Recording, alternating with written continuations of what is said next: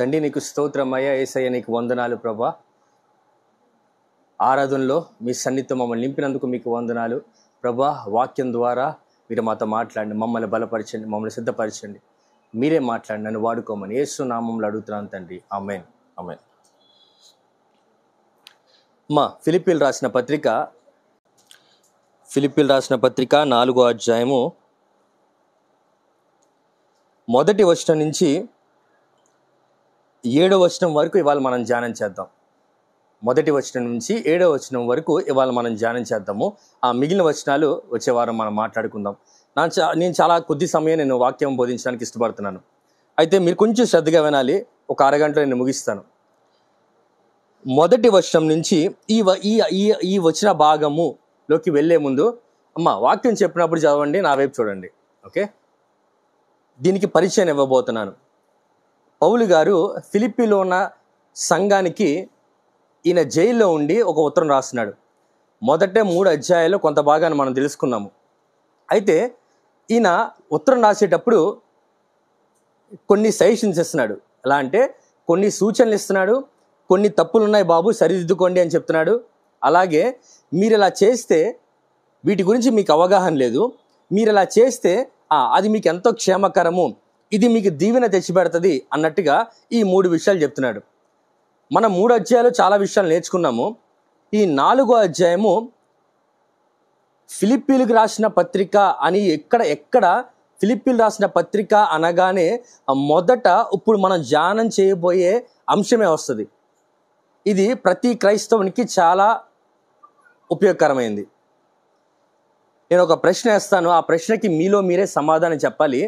ఏంటంటే, నా వైపు చూడండి, ఈరోజు ఈ క్షణము మీరు సంతోషంగా ఉన్నారా?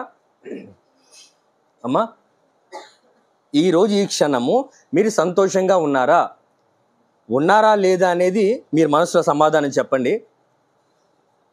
ఈ వాక్యాంశం అయిపోయిన తర్వాత 7వ వచనం చివరికి వచ్చిన తర్వాత సంతోషంగా ఉండాలా లేదా అనేది మనమే నిర్ణయించుకోవాలి. నా మాట అర్థమైందమ్మా? నేను ప్రశ్న వేశాను, మనము సంతోషంగా ఉన్నామా లేదా, ఎస్ నో అనేది మన హృదయంలో సమాధానం చెప్పుకుందాం. తర్వాత ఈ 7 వచనాలు ధ్యానం చేసిన తర్వాత నేను సంతోషంగా ఉండాలా వద్దా అనేది మనకి అర్థమవుతుంది. సరే, మొదటి వచనం చదువుదాం. కావున నేను అపేక్షించు నా ప్రియ సహోదరులారా, నా ఆనందమును నా కిరీటమై ఉన్న నా ప్రియులారా, ఇట్లు ప్రభువునందు ఎలా ఉండాలంట? ఓకే, ఇప్పుడు నా వైపు చూడమ్మా. ఇట్లు స్థిరులై ఉండండి అని ఒక మాట మాట్లాడుతున్నాడు పౌలు. ఎలా స్థిరంగా ఉండాలి? ఇప్పుడు కింద దాని తర్వాత ఒక్కొక్క విషయం పౌలు మాట్లాడుతున్నాడు. ప్రభువునందు స్థిరులై ఉండాలి. స్థిరత్వం అంటే ఏంటమ్మా?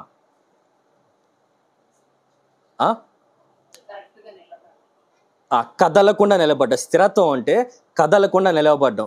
పౌలు ఏం చెప్తున్నాడంటే, మీరు స్థిరులై ఉండండి అని చెప్పి వదిలేయట్లేదు, ఇట్లు స్థిరులై ఉండండి. ఎలాగో నేను చెప్తానయ్యా, ఇవన్నీ మీరు ఫాలో అయితే మీరు స్థిరంగా నిలబడతారు యేసయ్యనందు లేకపోతే ప్రభువునందు అన్నట్టుగా మాట్లాడుతున్నారు. ఇప్పుడు 2వ వచనం చూద్దాం. ప్రభువునందు ఏక మనస్సు గలవారై ఇండుడని యువోదియను సుంటుకేను. ఓకే, ఇప్పుడు నా వైపు చూడండి అమ్మా. యువోదియా సుంటుకేను మగవాళ్ళు అమ్మా? ఆడవాళ్ళ మగాళ్ళమ్మా? ఇద్దరు ఆడవాళ్ళ, ఒకరు మగ ఒక ఆడ అమ్మా? ఎందుకు అడుగుతున్నానంటే దాంట్లో చాలా విషయం ఉంది. వాళ్ళు ఇద్దరు స్త్రీలే. పౌలు ఒక సంఘములో ఏ విషయాల్లో గొడవలు వస్తాయో కొరింథీయులకు రాసిన పత్రికలో మాట్లాడాడు. దాని గురించి మనం తర్వాత ఆలోచిద్దాం. ఇక్కడ పౌలు చెప్తున్న మాట, అక్కడ 2 స్త్రీలు ఉన్నారు. ఆ 2 స్త్రీల్లో ఇక్కడ ఉన్న మాట ఏంటంటే, ప్రభువునందు ఏక మనస్సు గలవారై ఉండాలి అని ఎవరికి చెప్తున్నాడమ్మా? ఎంతమంది స్త్రీలు వాళ్ళు? ఓకే, ప్రభువునందు ఏక మనస్సు కలిగి ఉండాలి అంటున్నాడంటే వాళ్ళ ఏం లేదు? ఏక మనస్సు, ఐక్యత గురించి ఎప్పుడన్నా మాట్లాడుకున్నామా? సంఘములో ప్రాముఖ్యంగా ఉండాల్సింది ఏంటంటే ఐక్యత. ఐక్యత లేకపోతే సంఘముగా మనం కట్టబడలేము. చాలామంది ఇలా అనుకుంటారు, సంఘంగా కట్టబడకపోతే ఏమైందండి, నా ఆత్మీయ స్థితి నేను ఇంట్లో బాగానే ఉంది, నా ఆత్మీయ స్థితి బట్టి నేను దీవించబడతాను అని అనుకుంటారు. కానీ ఒకటే దీంట్లో పెద్ద గొప్ప ఆలోచించాల్సిన విషయం ఏం లేదమ్మా. సంఘము అనగా క్రీస్తు శరీరము. ఎవరైనా క్రీస్తు శరీరములో ఉన్న ఒక భాగమై ఉండి ఇంకొక భాగముతో సరిగ్గా ఐక్యత లేకపోతే ఆ వ్యక్తి క్రీస్తు శరీరంలో నిలబడినట్టు. నా వైపు చూడాలి అమ్మ, వాక్యం చెప్తున్నా, నా వైపు చూడండి. చదువుతున్నప్పుడు ఓకే ఇద్దరు విశ్వాసులు ఉన్నారు. ఇద్దరు విశ్వాసులు, ఒకళ్ళు చెయ్య ఒకళ్ళు కాలు, క్రీస్తు శరీరంలో ఒకళ్ళు చెయ్య ఇంకొకళ్ళు కాలు అయితే వాళ్ళిద్దరి మధ్యన ఐక్యత లేకపోతే, ఎవరైతే ఐక్యత చూపించలేని మనసు ఎవరిలో ఉందో వాళ్ళ కలిగిన మనసు ఏంటంటే దేవుని శరీరం నుంచి వాళ్ళు బయటికి వచ్చేసి దేవుడి శరీరంలో ఉన్న ఇంకొక వ్యక్తితో ఐక్యత లేకుండా ఉన్నారు. నా మాట అర్థమవుతుందా? క్రీస్తు శరీరముతో ఐక్యత లేకపోతే, సంఘముగా ఐక్యత లేకపోతే పరలోక రాజ్యము వెళ్ళము అనే దాని గురించి నేను మాట్లాడాను. కానీ ఐక్యతలో కావాల్సిన దీవెన మనకి ఉండదు. నేను ఒక మాట చెప్తాను. యేసయ్య దేవుడే కదమ్మా, లోకం మీద ఉన్నప్పుడు కూడా దేవుడేగా. ఆయన రాజ్యాన్ని ఆయన ఒక్కడే స్థాపించుకోలేడా? ఒకడే స్థాపించుకోగలడా? లేకపోతే ఎవరన్నా సహాయం తీసుకున్నాడా? సహాయం తీసుకున్నాడు. వాళ్ళని ఏమన్నాడంటే, ఒక చోట సహోదరులు అన్నాడు, ఇంకో చోట స్నేహితులు అన్నాడు. సాక్షాత్తు దేవుని స్వరూపమైన యేసయ్యకే సహోదరులు స్నేహితులు అవసరమైతే నీకు నాకు మనం ఎంత? ఈ మాట కరెక్టేనా కాదా? ఈ ప్రశ్న, మనం ఎంత అనే మాట కరెక్టా కాదా? ఈరోజు చాలామంది నా భక్తి, నేను ప్రార్థన చేసుకుంటున్నా, నేను వాక్యం చదువుకుంటున్నా, వాక్యం చెప్పింది నేను ఫాలో అవ్వడానికి ప్రయత్నిస్తున్నా, ఓకే నాకు సరిపోయింది అని అనుకుంటున్నారు. అది చాలా ప్రమాదకరమైన మనసు. దీనికి ఇంకో రకమైన మనుషులు కూడా ఉంటారు. సొంతంగా ప్రార్థన వాక్యము జీవితం ఉండదు, కానీ అందరిలో కలిసినప్పుడు ప్రార్థన, అందరిలో కలిసినప్పుడు వాక్యము, అది కూడా ప్రమాదకరమే. బైబిల్ ఏం చెప్తుంది? పోయిన వారం నేర్చుకున్నాము. అపోస్తుల బోధయందును, సహవాసమందును, రొట్టె విరిష్టందును. దీనికి పైనే ఒక వ్యక్తి తన్ను తాను ఎలా కట్టుకోవాలో ముందు అదే మాట్లాడాడు దేవుడు. ఒక వ్యక్తి తన్ను కట్టుకుంటూ సంఘములో నిలబడాలి, సంఘముతో ఐక్యత కలిగి ఉండాలి. ఇది చాలా ప్రాముఖ్యము. ఇక్కడ పౌలు ఇద్దరిలో గొడవ. పౌలు కొన్ని చాలా సంఘాలు, చాలామంది విశ్వాసులను బలపరిచాడు. ఎక్కువ మందికి బాప్తీసం ఇచ్చినట్టుగా లేదు, కానీ పౌలు కనీసము 100 మందికి పైగానే సువార్త చెప్పాడు అని చదువు రాని విశ్వాసిని అడిగినా చెప్తారు. అవునా కాదా అమ్మా? అంతమందిలో ఇద్దరికి గొడవ జరుగుతుంది. సంఘంలో గొడవ అంటే జుట్లు బీక్కొని కొట్టుకోవడాలు, కర్రలతో కొట్టుకుంటారమ్మా? అవునా? అలా కొట్టుకుంటారా? కానీ పౌలు గుర్తిస్తున్న సమస్య, అయ్యా మీరంతా బాగానే ఉన్నారు, బయటికి మాట్లాడుకుంటున్నారు, బాగున్నారు, కానీ మీ ఇద్దరు మనసులు కలవట్లేదు. పౌలు దాని గురించే మాట్లాడుతున్నాడు. చిన్న సమస్యే కదా, నాకు ఇంతమంది విశ్వాసులు ఉన్నారు, ఓ ఇద్దరు మనసులు ఏకంగా లేకపోతే పెద్ద మ్యాటర్ ఏంటి? అవునా కాదమ్మా? లీటర్ పాల్లో ఓ చెంచా నీళ్ళు పోస్తే ఏమైనా అవుతుందా? అవ్వదు కదా. కానీ అవి 100% ప్యూర్ మిల్క్ అంటామా? ఒక చెంచాయిగా పోసింది.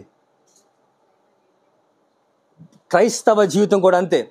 నాకు 1000 మంది విశ్వాసులు ఉన్నారు, వాళ్ళందరూ ఉన్నారు కదా, ఇద్దరిలో ఏక మనసు లేకపోతే, ఇద్దరు అభిప్రాయాలు ఒకేలా లేకపోతే ఏమైంది అని అనుకోవట్లేదు పౌలు. అమ్మా, ప్రభువునందు ఏక మనసు కలిగి ఉండండి.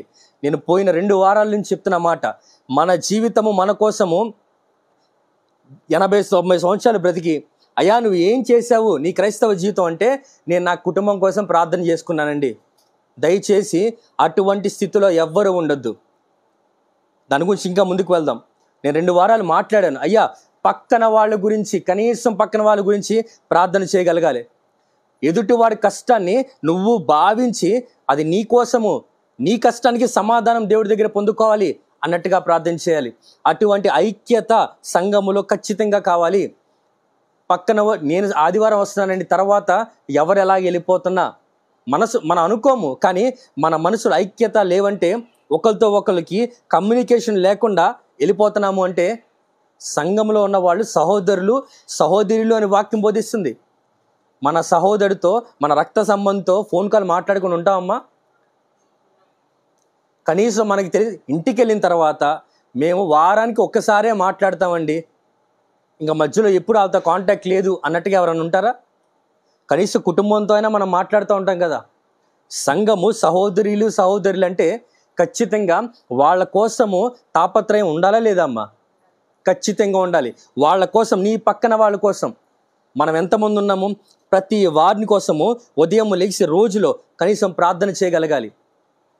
ఒకరికి బాగాలేదంటే ఫోన్ చేసి అడగగలిగే ఆ మనసు ఖచ్చితంగా రావాలి. ఇది దేవుడు వచ్చి మనకొచ్చి చెప్పి నేర్పించేది కాదు. వాక్యం స్పష్టంగా మాట్లాడుతుంది. వాక్యమే దేవుడు. ఇది పెద్ద విషయం కాదండి. ఒకరితో నాకు సంబంధం లేకపోయినా, ఐక్యత లేకపోయినా ఎలా కుదురుతుంది అంటే, ఈరోజు స్పెషల్ ఏంటమ్మా?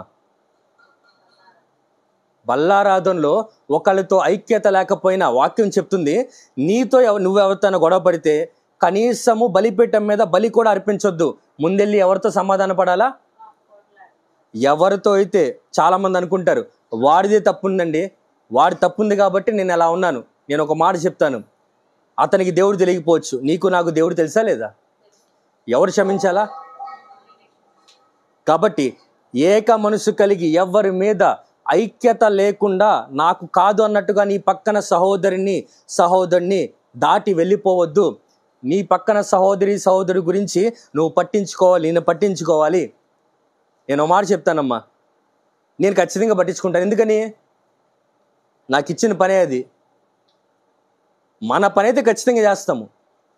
చాలామంది ఏమనుకుంటారు, మీకు అవసరం అండి, మీరు కాపరిగా ఉన్నారు కాబట్టి మీకు అవసరం, మాకు లేదు. కాదు. ఇక్కడ స్పష్టంగా ప్రతి విశ్వాసి గురించి మాట్లాడుతున్నమాట. అమ్మ, ఏ ఇద్దరిలో కూడా ఐక్యత మనసు లేకపోతే కూర్చొని మాట్లాడుకోండి. ఏ విషయంలో ఐక్యత లేదో మాట్లాడుకోవాలి తప్ప ఎవ్వరు ఏక మనసు లేకుండా, ఐక్యత లేకుండా సంఘములో ఉండొద్దు, మీ కుటుంబాల్లో ఉండొద్దు. ఇది మనల్ని ఎదుటివాడిని ఆశీర్వాదానికి గురి చేయదు, మనల్ని కూడా ఆశీర్వాదం వైపు నడిపించదు. సరే, తర్వాత వెళ్దాం. అవును, 3వ వచనం చదువునాన్న. నిజమైన సహకారి ఆ స్త్రీలు క్లేమెంతుతోనూ నా ఇతర సహకారులతోనూ సువార్త పనిలో నాతో కూడా ఓకే ఓకే అమ్మ, ఎవరి పేర్లు జీవగ్రంథమందు రాయబడి ఉన్నాయి అమ్మా? అక్కడ వాక్యం ఉంది, చెప్పండి అమ్మా. ఎవరి పేర్లు జీవగ్రంథంలో వాయబడి ఉన్నాయి? సహకారులు. దేనికి సహకారులు అమ్మా? పోయిన వారం దాని గురించి, సువార్త పనులే పోయిన వారం, అంతకుముందు వారం మనం మాట్లాడుకున్నాం తిమోతి జీవితం గురించి. గుర్తుందమ్మా? తిమోతి జీవితం గురించి, సువార్త పనిలో సహకారులు. అయితే సంఘములో ప్రాముఖ్యమైన అంశము సహకారులు అంటే ఎవరమ్మా? ఇంగ్లీష్లో చెప్పండి. సపోర్టర్స్. ఎవరు? ఎవరికి సపోర్ట్ చేయాలా? సువార్త పని విషయంలో సపోర్ట్ చేయాలి. అది తిమోతి ద్వారా నేర్చుకున్నాం. 2, సహకారులు అంటే ఎవరికి? ఎలా చాలామంది ఏమనుకుంటారంటే దైవజనుడికి సహకారులు కాదు. ఇక్కడ చెప్తున్న మాట, అక్క చెప్పిన మాట రైట్. ఒకరికి ఒకరు సహకారులుగా ఉండాలి. ఎవరైతే సహకారులుగా ఉంటారో వాళ్ళ పేర్లు ఎక్కడ ఉన్నాయి? జీవగ్రంథంలో మన పేరు ఉండడం మంచిదా చెడ్డదా? దాంట్లో ఎటువంటి డౌట్ ఉందా? అంటే పరలోక రాజ్యము వెళ్ళడానికి ఒకటైన ప్రాముఖ్యమైన విషయం ఏం చెప్తున్నాడు పౌలు? ఏంటమ్మా? ఎవరికి సహకారిగా ఉండాలి అమ్మా? ఎస్, 2 విషయాలు. ఈ 2 మర్చిపోవద్దు. నేను సువార్త విషయంలో చాలా పనిచేస్తున్నానండి. అదిగో ఆదివారం వస్తున్నాను, నేను వాక్యం వింటున్నాను, ఎవరితో నాకు సంబంధం లేదు, నేను ఇంటికి వెళ్ళిపోతున్నాను, సువార్త పని చేస్తున్నాను అని అనుకొని అదొక్క విషయంలో మోసపోవద్దు. ఇక్కడ పౌలు చెప్తున్న మాట, ఇద్దరు గొడవ పడుతున్నాడు. ఇక్కడ పౌలు ఒకరికి రాస్తున్నాడు, ఒకరికి చెప్తున్నాడు, అయ్యా యువదియ అలాగే సింటుకేను అనే ఇద్దరు స్త్రీలు గొడవ పడుతున్నారు, వాళ్ళకి నువ్వు సమాధానం కలుగు చేయి. ఇంకా కొంతమంది సహకారుల పేర్లు అక్కడ రాస్తున్నాడు. అయితే ఎవరైతే సంఘములో ఉన్నారో సంఘంగా కట్టబడుతున్న నువ్వైనా నేనైనా మన మొదటి విషయం ఏంటంటే సువార్త పనిలో సహకారులుగా ఉండాలి. 2, నీ పక్కన వాడి విషయంలో సహకారులుగా మనం ఉండాలి. నేను గత 2 వారాల నుంచి ఇదే మాట చెప్తున్నాను, బోధిస్తున్నాను. నీ పక్కన వాడికి సహకారిగా నువ్వు ఉండాలి. ఎంతసేపు సంవత్సరాలు గడిచిపోయి నేను ఒక ప్రశ్న వేస్తాను. సంవత్సరాలు భక్తి జీవితం చేసాం, మరి నీ కుటుంబంలో నువ్వు ఆశిస్తున్న మార్పు వచ్చిందా? నీ బిడ్డల జీవితంలో నువ్వు ఏ మార్పు అయితే ఆశిస్తున్నావో, నేను ఏ మార్పు అయితే ఆశిస్తున్నానో ఆ మార్పు వచ్చిందా? రాలేదంటే భక్తి జీవితంలో ఎక్కడ ఏంది సరి చేసుకోవాలో అనే ప్రశ్న మనకి రావాలా వద్దా? అలాగే గుడ్డిగా ఎంతమంది చేసినట్టే సంవత్సరాలు చేసుకుంటూ వెళ్ళిపోదామా? కాదు. నేను చెప్తాను, మన సొంత భక్తి ఎంత ఇంపార్టెంటో, మన సొంత క్షేమము ఎంత ఇంపార్టెంటో పక్కన వాని క్షేమము అంతే ఇంపార్టెంట్. మన కింద వచనంలో చూద్దాము. అలా చేయకపోతే అది భక్తి జీవితము. నేను పరలోకానికి సిద్ధపడుతున్నాను అని భ్రమపడొద్దు. నేను ఒక ప్రశ్న వేస్తాను. చిన్నప్పటి నుంచి నేను ఒక మాట వింటున్నాను, రాకడికి సిద్ధపడుతున్నావా? ఏం మాట? చాలామంది అంటారు సిద్ధపడుతున్నానని. మరి రాకడి చెప్పొస్తుందమ్మా? 4 రోజుల తర్వాత వస్తుంది అంటే 4 రోజులు సిద్ధపడవచ్చు. మరి రాకడి ఇవాళ వస్తే, ఈ క్షణం వస్తే, సిద్ధపడేవాడు, సిద్ధపడుతున్నాను అనేవాడు పరలోక రాజ్యం వెళ్తాడా? ఎందుకని? ఇంకా సిద్ధపడతానే ఉన్నాడు. మరి రాకడి ఎప్పుడో తెలియదు. నా ప్రశ్న అర్థమవుతుంది అనుకుంటున్నాను. సిద్ధపడుట అనే మాటకి అర్థం అది కాదు. సిద్ధపడుతున్నావా అంటే ఈ రోజు నుంచే మార్పు రావాలి. ఈరోజు మారిపోయి ఇక్కడి నుంచి వెళ్ళాలి.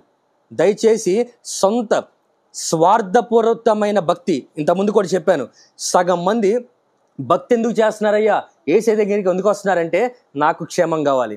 నేను భక్తి చేయకపోతే నాకు క్షేమము కాదు అన్నట్టుగా ఎంతోమంది వస్తున్నారు. అయ్యా అమ్మా, మోసపోవద్దు. దేవుడు వెక్కిరింపబడ్డు. దేవుడు నిన్ను భలే మోసం చేశాయ్యా. నా క్షేమం కోసం నేను నీ దగ్గరికి వచ్చి భక్తిని నటించి నిజంగానే భక్తి చేశా, కానీ ఇది నా క్షేమం కోసం. నువ్వేమనుకున్నావు? నిజమైన భక్తి, నిస్వార్థమైన భక్తి అనుకొని నాకు అన్నీ ఇచ్చేసావు అని అనుకోవడానికి లేదు. దేవుడు ఎవరి చేత వెక్కిరింపబడ్డు, మోసపోడు. నా మాట అర్థమవుతుందమ్మా? సరే, ఇక్కడ సహకారులు అనే మాట ఉంది. నేను ఒక 10 వచనాలు ఫాస్ట్గా చదివి ముందుకు వెళ్తాను. దాని గురించి నేను ఎక్స్ప్లెయిన్ చేయను. కానీ తిమోతికి రాసిన మొదటి పత్రిక 3వ అధ్యాయము మొదటి నుంచి. ఓకే, చాలమ్మా. ఇప్పుడు 11వ వచనం చదవన్నాం, అందరూ చదవండి. చూడండి. అటువలే పరిచర్య చేయు స్త్రీలు. ఎవరమ్మాళ్ళు?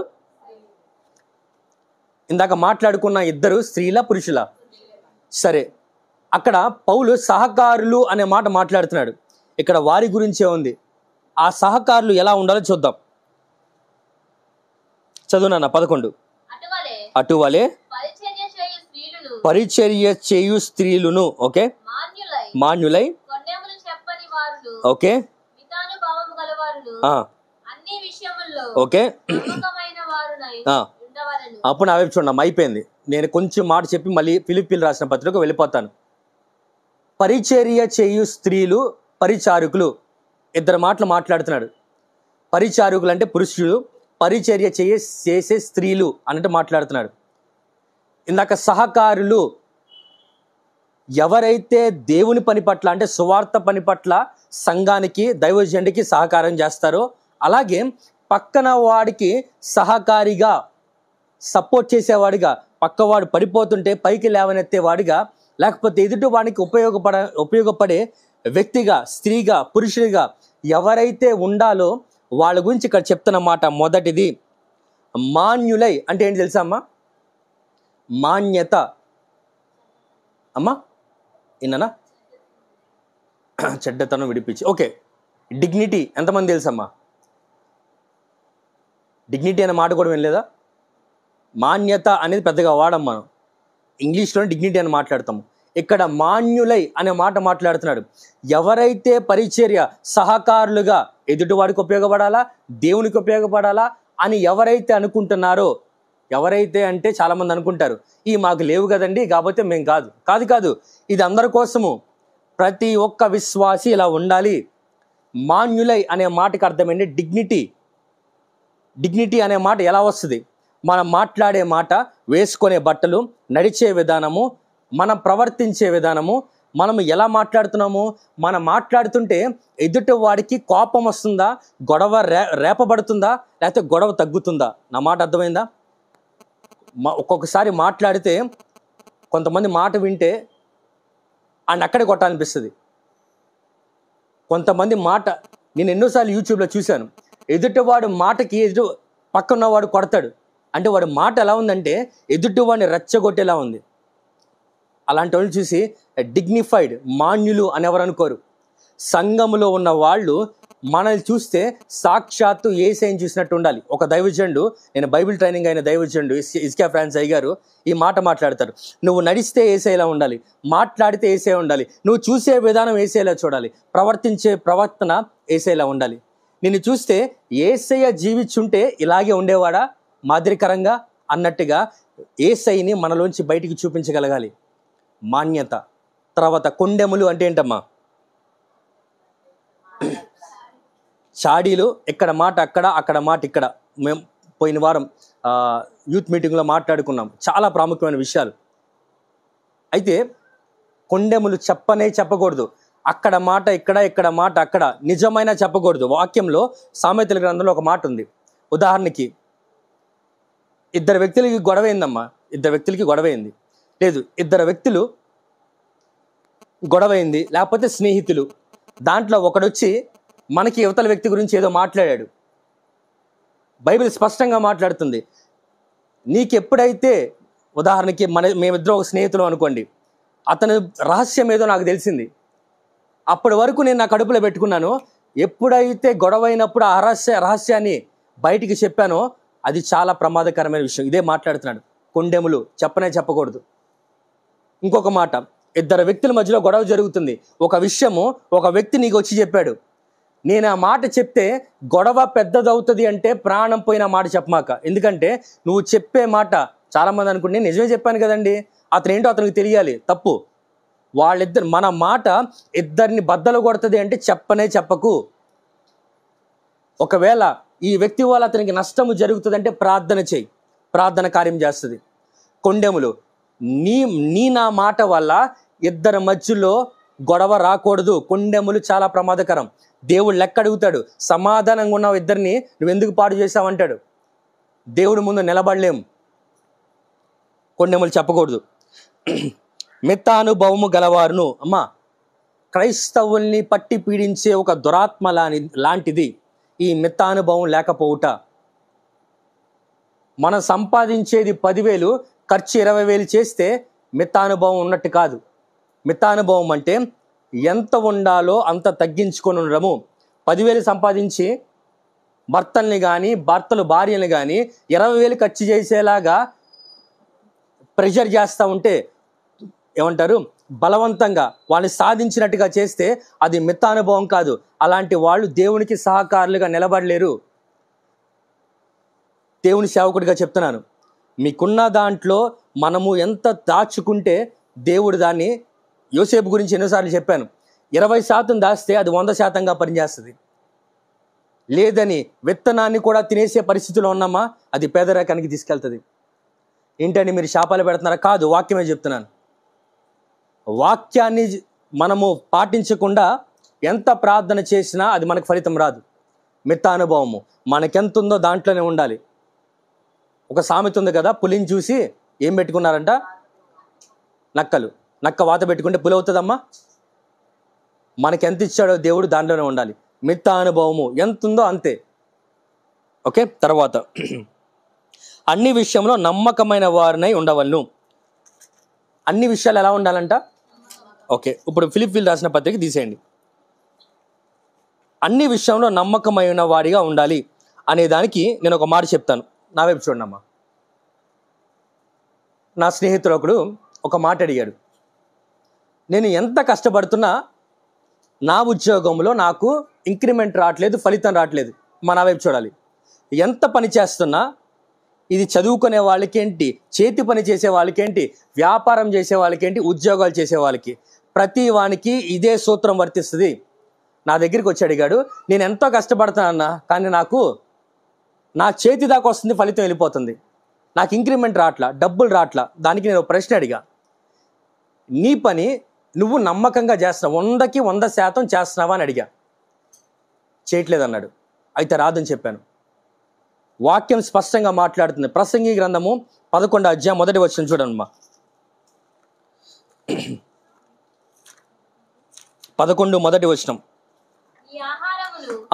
ఓకే. నీ ఆహారమును నీళ్ల మీద వేయము, చాలా దినములైన తర్వాత అది నీకు. ఓకే, ఇంకా చదువునానా. 7గురికి నీ పనిలోను, నీ ఆత్మీయ జీవితంలోను, అయితే మన పని, మన ఆత్మీయ జీవితము, మన ఉద్యోగము, మన వ్యాపారములో మన అభివృద్ధి చెందాలి అంటే ఆ ప్రసంగి గ్రంథము 11వ అధ్యాయము 1వ వచనం నుంచి 6 వచనాలు అవి మనకు అర్థమైతే ఖచ్చితంగా అన్ని విషయాల్లో మనం ఆశ్రయించబడతాం. నేను ఒక మాట చెప్తాను. ఆత్మీయంగా పరలోక రాజ్యానికి సిద్ధపాటు లేకుండా ఆ 6 వచనాలు ఎవరైతే పాటిస్తున్నారో బయట కోట్లు సంపాదిస్తున్నారు. నా మాట అర్థమవుతుందమ్మా? వాక్యము పాటిస్తున్నారు కదా అండి, పరలోక రాజ్యం వెళ్ళరు. నా మాట బాగా అర్థం చేసుకోవాలి. బైబిల్లో 2 విషయాలు ఉంటాయమ్మా. బైబిల్ మొత్తాన్ని 2 విషయాల్లో మాట్లాడొచ్చు. 1 సువార్త అంటే పరలోక రాజ్యం తీసుకెళ్లేది. 2 సూత్రం అనండి ఒకసారి. మొదటిది ఏంటి? సువార్త. 2 సూత్రం. ఈ 2 ఉంటాయి దీంట్లో.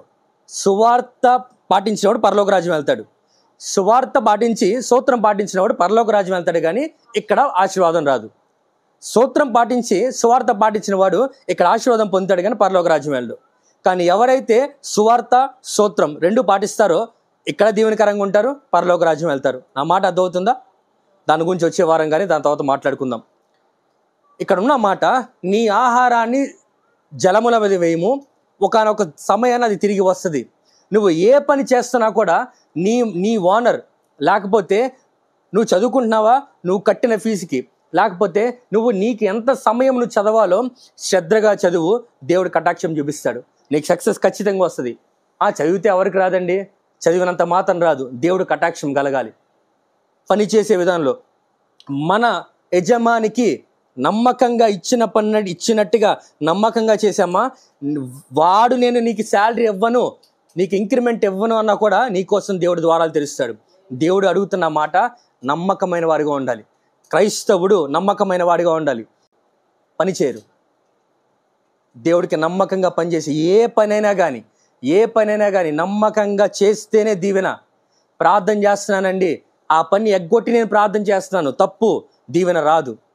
సరే, ఫిలిప్పీలు రాసిన పత్రిక 4వ అధ్యాయంలోకి వెళ్దాం, 4వ వచనంలోకి వెళ్దాం.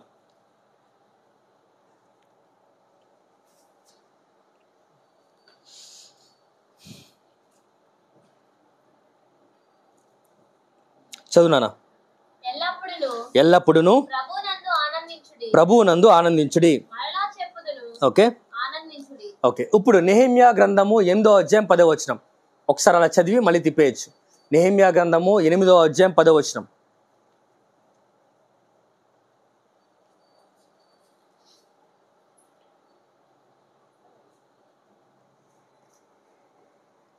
చదువునానా. మరియు ఓకే, పదండి. ఓకే, ఇది వరకు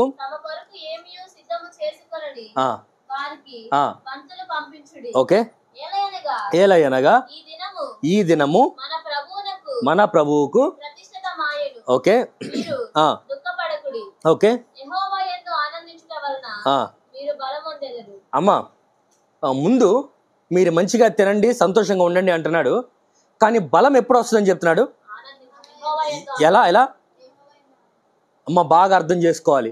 మన జీవితంలో నూతనమైన బలము పొందుకోవడానికి, నూతనమైన శక్తి పొందుకోవడానికి, సమాధానంగా కష్టము నిన్ను కృంగదీయకుండా, నన్ను కృంగదీయకుండా ఉండాలి అంటే ఇప్పుడు నేను చెప్పే 2 మాటలు పట్టుకోవాలి.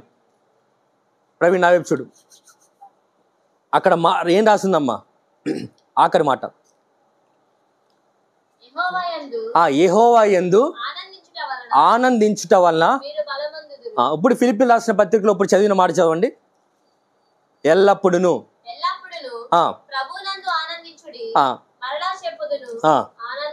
నా వైపు చూడండి. ఇప్పుడు ఫిలిప్పీలు రాసిన పత్రికలో పౌలు స్పష్టంగా మాట్లాడుతున్నాడు. ఎల్లప్పుడూ ప్రభువునందు ఏమని చేయాలంట? నేను ఎప్పుడు ఈ మాట అడుగుతాను, ఆనందంగా ఉండాలంటే ఉంటామా? ఆనందకరమైన పరిస్థితి ఉంటే ఆనందం వస్తుందా? మరి పౌలుకి ఆ మాత్రం జ్ఞానం లేదంటారా? మీకు ఆనందకరమైన పరిస్థితి ఉన్నప్పుడు ఖచ్చితంగా ఆనందంగా ఉంటారు. మరి పౌలు ఏం చెప్తున్నాడంటే ఆనందించుడి అంటున్నాడు. అంటే బలవంతంగా మీరు ఆనందం తెచ్చుకోవాలి అని పౌలు మాట్లాడుతున్నాడు ఇక్కడ. ఓకే, రైట్ అమ్మా, నా ప్రశ్న అర్థమైందా? ప్రశ్న అర్థమైతేనే జవాబు అర్థమవుతుంది.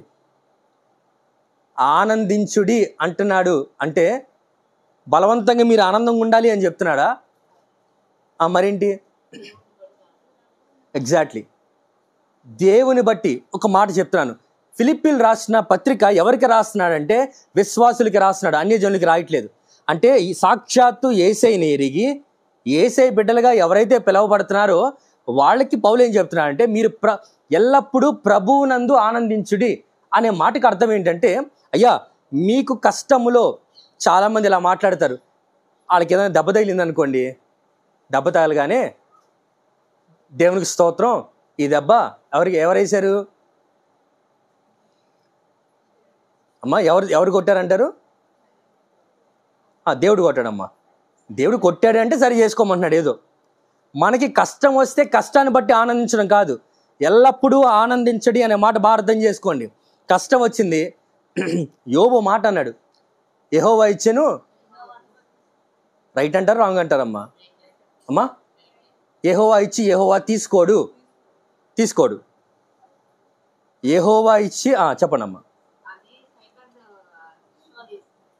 మరి ఎవరు తీసుకున్నట్టు అది? దానికి కారణం ఇంతకుముందు మనం మాట్లాడుకున్నామా యోబు జీవితంలో ఎందుకు అలా జరిగిందని. మరి యెహోవా ఇచ్చాను యెహోవా తీసుకున్నా తను పోగొట్టుకున్నాడా? కష్టము దయచేసి కష్టం వచ్చినప్పుడు దేవుడు ఇచ్చాడని కాదు. దేవుడిది ఇంతకుముందు చాలాసార్లు మాట్లాడా. పౌలు గారికి కష్టాలు వచ్చినాయి, అది దేవుడు ఆయనకి శిక్షించలా. ఆయన యేసయ్య కోసం తను తాను ఏం చేసుకున్నాడు? శ్రమ గురి చేసుకున్నాడు, దెబ్బలు తిన్నాడు, కడుపు మార్చుకొని ప్రార్థన చేశాడు. శ్రమ వచ్చింది, ఆయన శరీరం నలగొట్టబడింది. దాని గురించి నేను మాట్లాడట్లా. మన జీవితంలో కష్టం రాగానే దేవుడిచ్చాడు అనొద్దు. అలాగే ఇది దేవుడిచ్చాడు స్తోత్రం అని కాదు. ఇక్కడ పౌలు చెప్తున్న మాట ఏంటంటే, సరే కష్టం వచ్చింది, అక్కడ సరి చేసుకోవాల్సింది సరి చేసుకోండి. మరి దేని గురించి ఆనందించాలంటే, ఎస్ నాకు దేవుడు ఉన్నాడు, ఈ కష్టం నుంచి బయటికి తీసుకొస్తాడు. ఈ మాట భారతం చేసుకోవాలి. కష్టము రాగానే తప్పు చేశానా, అయ్యో ఇప్పుడు దొరికిపోయాను, అక్కడితో మీరు ఆగిపోలేదయ్యా. అక్కడితో మీరు భయపడిపోయి అక్కడితో ఆగిపోకండి, కష్టం అని అనుకోమాకండి. మీరు దేని గురించి ఆనందించాలంటే మీకు ఒక నిరీక్షణ ఉంది, ఖచ్చితంగా నాతో ఉన్న దేవుడు నేను ఎప్పుడైతే ఆయన వైపు తిరుగుతానో ఖచ్చితంగా నన్ను బయటికి తీసుకెళ్తున్నాడు. ప్రభువు నందు ఆనందించుడి. తప్పు చేసావా, లేకపోతే ఇంకేమైనా కష్టం వచ్చిందా, ఊరికి ఎవడోచి కొట్టాడా, ఇవన్నీ పక్కన పెట్టేసే. ఆ పరిస్థితిలో దేవుడు నీతో ఉన్నాడనే విషయాన్ని గుర్తిస్తే నువ్వు ఆనందిస్తావు. ఎందుకు ఆనందిస్తావు అంటే ఈ శ్రమలోంచి నన్ను దేవుడు ఖచ్చితంగా బయటికి తీసుకువెళ్తాడు. ఆ పరిస్థితుల్లో మనకు ఆనందం కలగకపోవచ్చు, కానీ పౌలు చెప్తున్న మాట, ఆ పరిస్థితుల్లో క్రీస్తు నీలో ఉన్నాడని ఆనందించు. క్రీస్తు ఖచ్చితంగా ఈ సమస్యలో నేను నాశనం అయిపోయేలా నన్ను వదిలేయడు అని ఆనందించు. ఏంటమ్మా గ్యారంటీ? సమస్యలో మనం మునిగిపోం, పాడైపోము, ఈ సమస్య నన్ను చంపేదు అని గ్యారంటీ ఏంటి? నేను చెప్పండి అడగట్లా, 2 వారాల క్రితమే చెప్పాను దీని గురించి. నా కష్టంలో నేను చచ్చిపోను అని గ్యారంటీ ఏంటి? ఎస్ పౌలు జైల్లో ఉంటే చచ్చిపోను, ఖచ్చితంగా బయటకు వస్తాను ఎందుకు చెప్తున్నాడు? నా పని ఇంకా అవ్వలేదు. నీ పని నా పని మనకు తెలుసుంటే తప్పు చేశామా, లేకపోతే ఎవడో ఊరికే నన్ను బాధ పెట్టాడు అని పక్కన పెట్టేసి, ఆ శ్రమ నిన్ను అంతము చేయదు, ఖచ్చితంగా బయటికి తీసుకెళ్తాడు. దాన్ని బట్టి ఆనందించండి. ఎల్లప్పుడూ ప్రభువునందు ఆనందించండి. యేసయ్య నాకున్నాడు, రక్షించేవాడు నాకున్నాడు, నాలో ఉన్నాడు. తప్పు చేశాను సైతానా, తప్పు జరిగిపోయింది, కానీ నన్ను రక్షించేవాడు, ఎక్కడి నుంచి బయటికి తీసుకెళ్లేవాడు ఖచ్చితంగా ఉన్నాడు. దాన్ని బట్టి ఆనందించండి. ఏ స్థితిలో అక్కడ ఉండిపోయి బాధపడొద్దు. పౌలు చెప్తున్నమాట, ఎల్లప్పుడూ ఆనందించండి. అది ఎన్నిసార్లు జరుగుతున్నా, ఏ కష్టం అవుతున్నా, ఎన్నిసార్లు వస్తున్నా కూడా మీ గుర్తుపెట్టుకోవాల్సిన విషయం ఏంటంటే ఎల్లప్పుడూ దేవుడు ఉన్నాడు, ఎల్లప్పుడూ ప్రభు నీతో ఉన్నాడు, కాబట్టి ఎల్లప్పుడూ ఆనందించు. చాలామంది ఈ మాట నాకు అర్థమైనప్పుడు నేను ఎలా అర్థం చేసుకున్నాను, చెప్పిన దైవజనులు తప్పు కాదు, నేను ఎలా అర్థం చేసుకున్నా అంటే, ఓహో కష్టం వస్తుంది, కష్టంలోనే ఉంటాము, దేవుడు ఉన్నాడు కాబట్టి ఆనందించాలి. మనల్ని మనం మోటివేట్ చేసుకోమని చెప్పట్ల పౌలు. పౌలు చెప్తున్న మాటల అర్థం ఏంటంటే, కష్టములో నువ్వు ఉండగా నువ్వు ఎప్పుడైతే యేసయ్య ఉన్నాడని గుర్తిస్తావో నీకు ఆనందం కలుగుతుంది. యేసయ్య ఉన్నాడని ఎప్పుడైతే గుర్తించావో కష్టం పోతుంది. నా మాట అర్థమైందమ్మా? తర్వాత వచనంకి వెళ్దాం.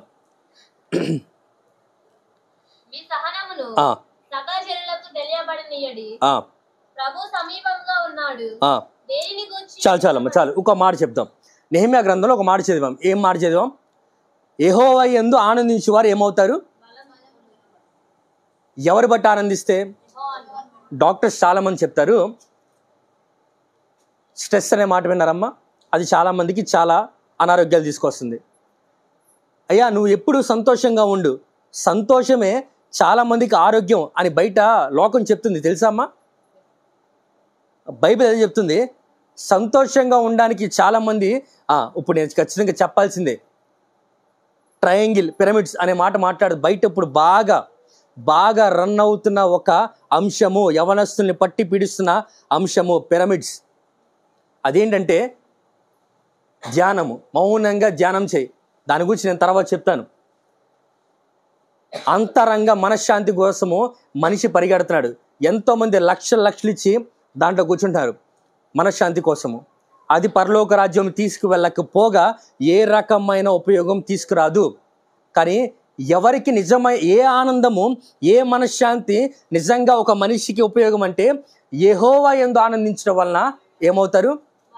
బలం పొందుతారు. ఇటువైపు ఏం చెప్తున్నా అంటే, ఎల్లప్పుడూ సంతోషంగా ఉండండి, ఎల్లప్పుడూ ఆనందంగా ఉండండి. మీరు ఎల్లప్పుడూ ఆనందంగా ఉన్నారా?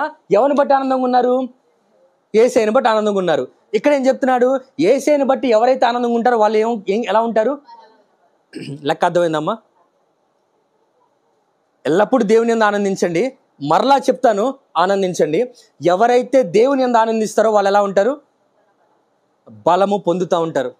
మన ఆనందము మనల్ని కృంగదీస్తూ అయినా కూడా ఆ కృంగిపోయి నేను ఆనందంగా ఉన్నాను కాదు.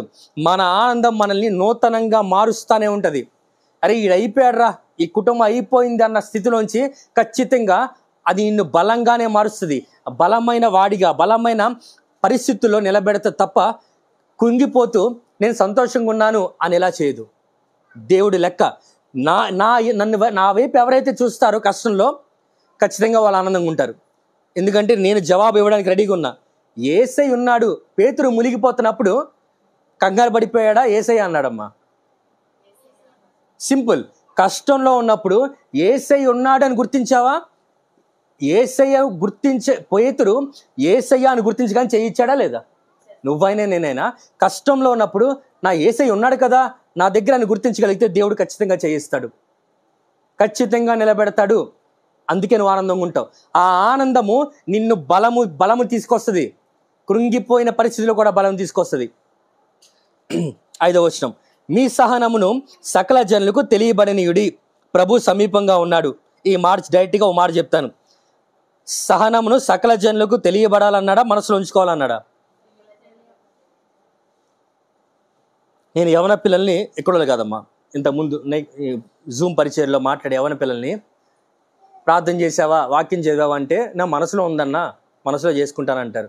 నేను వాళ్ళకు మాట చెప్తా, ఏం తెలుసమ్మా, నువ్వు మనసులో ప్రార్థన చేసుకొని మనసులో వాక్యం చదువుకొని మనసులో అన్నీ చేసుకున్నావు అనుకో, పరలోక రాజ్యం కూడా మనసులోనే వెళ్తావు, నిజానికి వెళ్ళవు. నా మాట అర్థమవుతుందమ్మా? క్రైస్తవులకి ఉన్న చాలా తెలివైన సమాధానం ఏంటంటే, అన్న మీకు కనిపించకపోవచ్చు కానీ దేవుడు ఎలా చేసుకోమన్నాడు? రహస్యంగా చేసుకోమన్నాడు. రహస్యంతో పాటు ఇక్కడ చెప్తున్న మాట, మరి ఇది ఈ వచనం తెలియదు. రహస్యంగా ప్రార్థన చేసుకోమన్నారనే విషయం తెలుసు కానీ ఈ వచనం తెలియదు. మనసులో కాదు, ఖచ్చితంగా చేసుకోవాలి. ఖచ్చితంగా ఎదుటి వాళ్ళకి భక్తి గురించి మాట్లాడట్లా, సహనం గురించి. మనసులో సహనం ఉందండి, కానీ ఇష్టం వచ్చినట్టు బయట అరిసామనుకో నాకు మనసులో ప్రేమ ఉందండి కానీ బయటికి అరుస్తాను, అవ్వదు. నీ ఓపికని బయట వాళ్ళకి తెలియాలా? ఏం తెలియాలి? నేను ఓపిక పడుతున్నా అన్న విషయం ఎవరికి తెలియాలి? మన పక్కన వాళ్ళకి తెలియాలి. ఓహో మా అమ్మ నిజంగానే ఓపిక పడుతుంది, మా నాన్న ఓపిక పడుతున్నాడు అనే విషయం ఎవరికి తెలియాలి? పిల్లలు తెలియాలి. అలాగే పిల్లల గురించి ఎవరికి తెలియాలి? ఓకే సరే, ఫిలిప్పీలు రాసిన పత్రికలో 6వ వచనంకి వెళ్ళిపోదాం. 5వ వచనం గురించి నేను మాట్లాడేశాను కదా, సహనము ఖచ్చితంగా మనుషులకు కనిపించాలి. 6వ వచనం చూడండి. దేనిని గూర్చి ఓకే, ప్రతి విషయంలోను ఓకే ఓకే అప్పుడు సమస్త జ్ఞానముకు మించిన దేవుని సమాధానము యేసుక్రీస్తు వలన మీ హృదయములకును మీ తలంపులకును. అమ్మ, ఈ మాటకు అర్థం ఏంటి? ఈలోపు నేను వాటర్ తాగుతా, మీరు చెప్పాలి ఈ మాటకు అర్థం ఏంటి. ఓకే,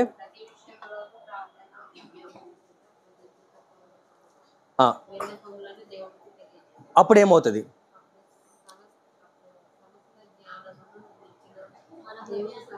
సరే, నా ప్రశ్న అమ్మా, ఏ చింత గురించి మనము ప్రార్థనా విజ్ఞాపనలు చేస్తే ఆ చింతకి ఆ సమస్యకి జవాబు వస్తుందా అని ఎక్కడుంది అమ్మా? ఎక్కడ చింతకి ఆపోజిట్, చింతకి సమాధానం ఏంటి? చింతిస్తున్న వాడికి జవాబు ఏంటి అమ్మా? ఇందాక నేను చెప్పాను కదా, ఎల్లప్పుడూ ఆనందంగా ఉండండి, దాని గురించి ఇక్కడ మాట్లాడుతున్నాడు. దేనిని గూర్చి చింతపడకుడి. నా వైపు చూడండి అమ్మా, ఇంకా వాక్యం చూడొద్దు, అయిపోయింది, వాక్యం అయిపోయింది. ఈ వచనం చెప్పేసి ముగిచ్చేస్తాను. దేనిని గూర్చి చింతపడకుడి అనుందా? కొన్ని విషయాల గురించి చింతపడచ్చు అనుందా? అంటే దేని గురించి చింతపడకూడదు? ఏ విషయంలో చింతపడకూడదు? చింత ఎప్పుడు వచ్చిందంటే ఆందోళన, భయము, ఈ రెండు కలిపితే వచ్చే చింత. ఏంటది? ఆందోళన, భయము, ఈ రెండు కలిపితే వచ్చే చింత. ఆందోళన అంటే ఏంటి చెప్తాను. ఏం జరుగుతుందో తెలియనప్పుడు వచ్చేది, ఏం జరుగుతుందో అని మనకు ఒక ఆలోచన వస్తుంది చూసారా? ఏం జరుగుతుంది, అది ఆందోళన. ఆ ఆందోళన ఉండగానే సైతాను ఒక ఆలోచన చెప్తాడు. ఏంటంటే అది ఇలా జరిగితే ఏంటి అని చెప్తాడు. నా మాట అర్థమవుతుందమ్మా? ఏం జరుగుతుందో, అరే ఈ సమస్య వచ్చింది, ఈ సమస్యలో నాకేం జరుగుతుందో అనేది ఆందోళన. ఈ ఆందోళన చెందుతున్న మనకి సైతాను ఒక విత్తనం వేస్తాడు. ఒకవేళ ఇది ఇలా జరిగితే అని ఒక ప్రశ్న వేస్తాడు. వెంటనే ఇంకోటి వస్తుంది, ఏం తెలుసా? ఇలా జరిగితే ఏమైపోతామని వచ్చేది భయం. నా మాట అర్థమవుతుందమ్మా? నీ ముందు ఉదాహరణకి ఎవరికి ఒంట్లో బాగాలేదమ్మా, ఒంట్లో బాగాలేదు, ఇది ఏంటి కారణం, ఏమై ఉంటుంది అని వచ్చేది, కలిగేది ఆందోళన. ఆందోళన చెందుతూ ఉండగా పక్కన వచ్చి ఒక విత్తనం వేస్తాడు. ఆ ఆందోళనలో కారణం అదా ఇదా ఏంటో తెలీదు, కంగారు పడుతూ ఉంటాము. దాంట్లో ఎవడో వచ్చి అయ్యా కారణం ఇదని చెప్తాడు. ఇప్పుడు ఆ కారణం బట్టి కలుగుతుంది భయం. ఇప్పుడు ఆందోళన వెళ్ళిపోయింది, కన్ఫ్యూజన్ పోయింది, ఇప్పుడు క్లారిటీ వచ్చేసింది. దేని మీద వచ్చిందంటే ఆ విషయం మీద భయం వచ్చింది. చింత ఏంటంటే ఆందోళన, భయం కలిపి ఉండేది చింత. ఏం జరుగుతుందో తెలియదు అనేది చింత. ఒకవేళ ఇలా జరిగితే ఏంటి అనేది భయం. మనిషి ఏం చేస్తాడంటే ఒకవేళ ఇలా జరిగితే ఏంటి, ఇప్పుడు అలా జరిగితే నేనేం చేయాలి అని సిద్ధపడతా ఉంటాడు. అవునా కాదమ్మా? అది చింత అంటే. దానికి దేవుడు ఒక బ్రహ్మాండమైన సమాధానం చెప్తున్నాడు. ఇది టాబ్లెట్లా పనిచేస్తుంది. నేను నా జీవితంలో ఇది నేను ఒక సమయంలో ఒక 5 సెకండ్లు ఈ వాక్యాన్ని గుర్తు చేసుకొని ప్రార్థించగా నాలో దేవుడు చెప్తున్న సమాధానం నాకు కలిగింది. నేను దాని గురించి ముందుకు వెళ్తాను. చింత అనే మాట అర్థమైంది కదమ్మా? దేని గురించి చింతపడకుడి, కానీ ప్రతి విషయములోనూ. ఏంటమ్మా? ఏ విషయంలో? ఇందాక మాట్లాడుకున్నాం. కష్టం ఎందుకు వస్తుందంటే చాలా చెప్పాను. సరే, మనం తప్పే చేసాము, కష్టం వచ్చింది. ఇప్పుడు ఆ కష్టంలో చింతించమని చెప్తున్నాడా?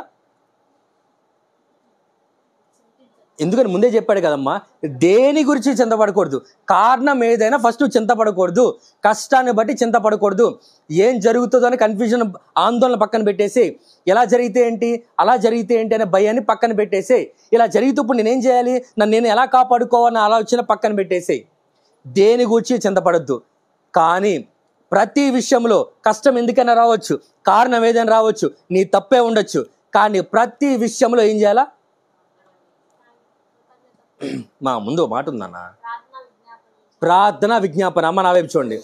ప్రార్థన విజ్ఞాపన ఒకటేనా అమ్మా? ఏంటి తేడా ఏంటి?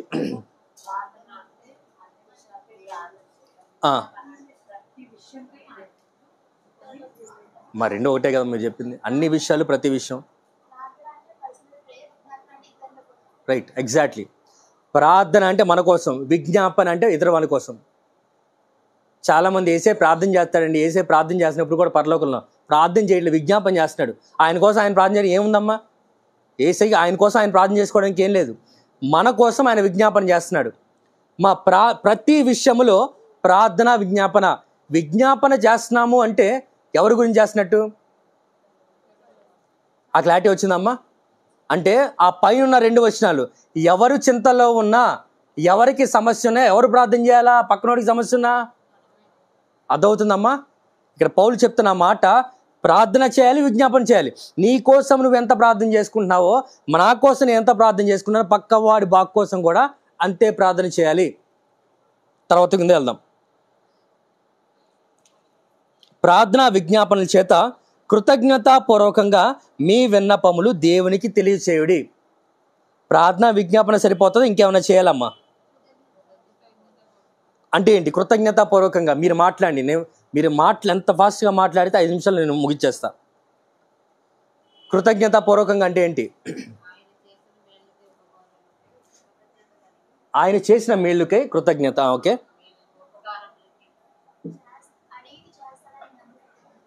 రెండు రైట్ సమాధానాలు. మనం ఏ సమయంలో ప్రార్థన చేయడం గురించి మాట్లాడుతున్నాము? చింత వచ్చింది అంటే, ఒక సమస్య వచ్చింది, దాని గురించి ముందు చింతించకూడదు. ఆ సమస్య గురించి ప్రార్థన అయితే ప్రార్థన, ఇతరుల గురించి అయితే విజ్ఞాపన చేయాలి. ఆ ప్రార్థన విజ్ఞాపన కృతజ్ఞతాపూర్వకంగా చేయాలి. దాంట్లో మొదటి ఆన్సర్ ఏంటంటే, దేవుడు ఇంతకుముందు చేసిన కార్యాల గురించి ఆయనకి కృతజ్ఞత చెప్పాలి. రెండోది, ఏ విషయం గురించి అయితే ప్రార్థన చేస్తున్నావో దానికి ముందే కృతజ్ఞత చెప్పాలి. అంటే ఏంటి? మీరు ఎప్పుడైనా ఉత్తరం రాశారమ్మా? ఉత్తరం రాసినప్పుడు కింద మాట రాస్తారు, ఏం తెలుసా? కాదమ్మా, ఇట్లు అనే దానికి థ్యాంకింగ్ యూ అనే మాట మాట్లాడతారు తెలుసా? అఫీషియల్గా ఈమెయిల్స్లో ఏం రాస్తారంటే, థ్యాంకింగ్ యూ ఇన్ అడ్వాన్స్. అంటే అడ్వాన్స్ అంటే ఏంటి? అయ్యా నువ్వు నాకు సెలవు ఇయ్యా, మేనేజర్ని లీవ్ కావాలి అని అడుగుతూ థ్యాంకింగ్ యూ ఇన్ అడ్వాన్స్, ముందే థ్యాంక్స్ చెప్తాను. అంటే ఎటువాడికి అతని దగ్గర నుంచి మనం ఏం ఆశిస్తున్నాం? సెలవు ఇచ్చాడు అన్నాడు ఆశిస్తున్నాం. అవునా కదమ్మా? కృతజ్ఞత 2 రకాలు. జరిగిన వాటి గురించి కృతజ్ఞత చెప్పడం. జరిగింది ఎందుకు చెప్తున్నాం అంటే, అయ్యా అదిగో ఎర్ర సముద్రం, మనకి పిల్లకాలం అడ్డొచ్చిందమ్మా, ఇప్పుడు ప్రార్థన చేస్తున్నాం. ఆ ప్రార్థనలో కృతజ్ఞత ఏం చెప్తున్నావు అంటే, అయ్యా ఎర్ర సముద్రం దాటించిన వాడా నీకు స్తోత్రం అంటున్నావు. అంటే దేవుడికి ఏం చెప్తున్నావు అంటే, నువ్వు ఎర్ర సముద్రం దాటించిన వాడి నీకు ఇదంతా. నా మాట అర్థమవుతుందా? కృతజ్ఞత స్థుతిలో ఎంత శక్తి ఉందంటే, స్థుతి మన స్థితిని మారుస్తుంది. నువ్వు అంత పెద్ద కార్యాలు చేసావు, ఇదంతా నీకు. అవునా కాదమ్మా? నా మాట అర్థమవుతుందా? గతించిన వాటి గురించి ఎందుకు కృతజ్ఞతలు చెప్తామంటే, దేవుడేమి మీరు నాకు చెప్పండి అనేవాడు కాదు. మనము దేవుడు అయ్యా నీ స్థాయి ఇది అని మనం మాట్లాడుతున్నాం. పొలిటీషియన్స్ ఉన్నారమ్మా, వాళ్ళ దగ్గరికి వెళ్తే దండలు పూలు, వాళ్ళ గురించి స్టేజ్ ఎక్కితే ఎలా మాట్లాడతారు? గొప్పగా మాట్లాడతారు లేదా? అతను ఏంటో మీడియా అంతా తెలుసు, కానీ పొగుడినట్టే మాట్లాడతారా? అవునా కదా? ఎందుకని? ఆ వ్యక్తిని ఇంప్రెస్ చేయాలి. దేవుడిని ఇంప్రెస్ చేయాల్సినంత అవసరం లేదు. దేవుడు ఇంప్రెస్ అవడు. కానీ ఎప్పుడైతే ఆయన చేసిన కార్యాలు మనం పొగుడుతున్నామో, లేకపోతే వాటి గురించి మనం కృతజ్ఞతలు చెల్లిస్తున్నామో, అది ఆయనకి ఆరాధన ధూపంగా వెళ్తుంది. బైబిల్ చెప్తున్న మాట ఏంటంటే, మీరు ధూపం వేస్తే అది నేను తీసుకొని నేను ఈ మందసంల దగ్గరికి వస్తాను.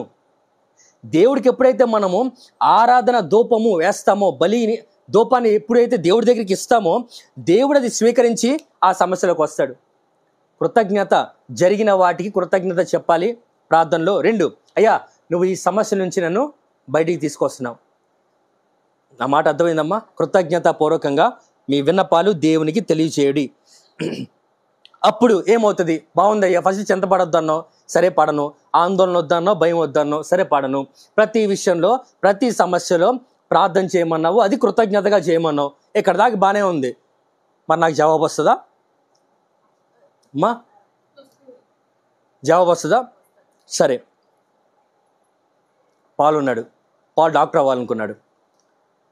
ఇప్పుడు డాక్టర్ అయిపోవాలని 40 రోజులు ఉపవాసం ప్రార్థన చేసాం. అయిపోతాడా? ఎందుకు అవడు? మరి డాక్టర్ అయ్యే వరకు నేను కంగారు పడాలా, చింతించాలా, ఆందోళన చెందాలా? మరి ఏం చేయాలి? మరి నాకేం కలుగుతుంది? సమాధానం కలగదు, వెయిట్ చేయాలంటున్నారు. ఆ టైంకి జరుగుతుంది. మరి ఆ టైంకి జరిగేటట్టు మరి ఇప్పుడు నేను ప్రార్థన చేసి ఏంటి ఉపయోగం అమ్మా? కరెక్టే అమ్మా. ట్రైనింగ్ అవ్వాలంటే నిన్నే నా ఫ్రెండ్ మాట్లాడుతున్నాడు, ఎండి స్పెషలిస్ట్ అవ్వాలంటే కనీసం 30 ఏళ్ళ వరకు చదువుతూనే ఉండాలని డాక్టర్.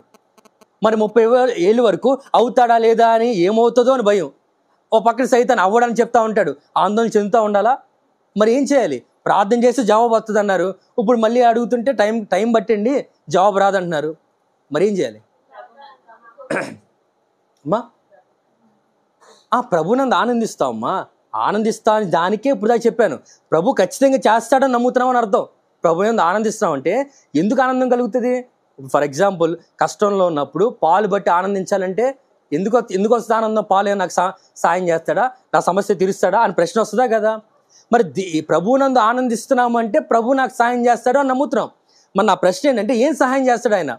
వెంటనే కార్యం చేసేస్తాడా అంటే కాదండి, టైం పడుతుంది అంటున్నారు. మరి ఏంటి సహాయం? ఇప్పుడు చదవండి అమ్మా.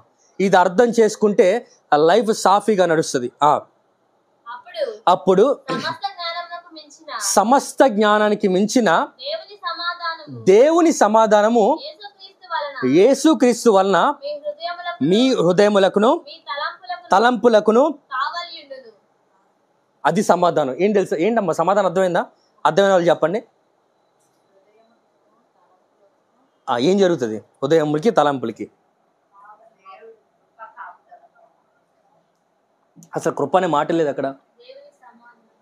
నా వైపు చూడండి. పాల్ ఎగ్జాంపుల్ తీసుకుందాం. ఒక సమస్య, పాల్ డాక్టర్ అవుతాడా లేదని సమస్య వచ్చింది. అక్కకి చింత వచ్చింది. ఓకే, అక్క నా మాటలకి ఇబ్బంది పడద్దు, ఎండింగ్ బాగుంటుంది.